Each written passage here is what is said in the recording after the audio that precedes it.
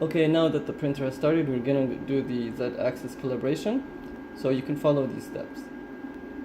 We're gonna press on the settings button right here. And then we're gonna choose the Z-axis. And then after, we're gonna press on this button right here in the middle that looks like a refresh button. It's gonna give us a few notes that we need to follow. It says please remove the model, clean up the material container, loosen 4 screws. We already have these things ready. We have loosened the 4 screws, and the container is clean from any material, and the build plate does not have any model on it. So we can just press next.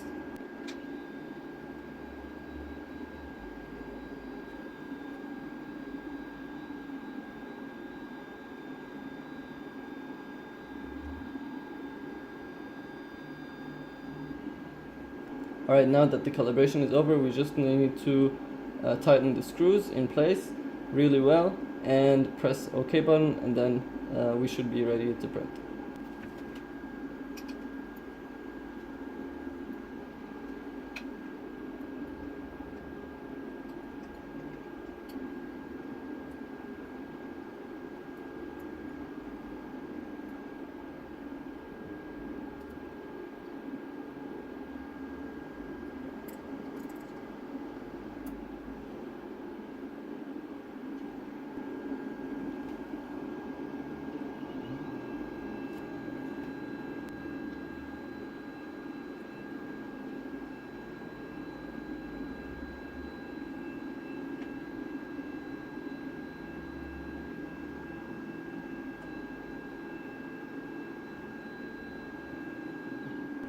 Okay, so we just finished from the calibration.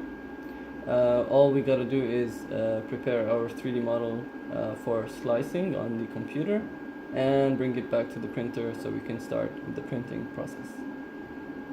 If you guys liked the video, please don't forget to subscribe and like the video.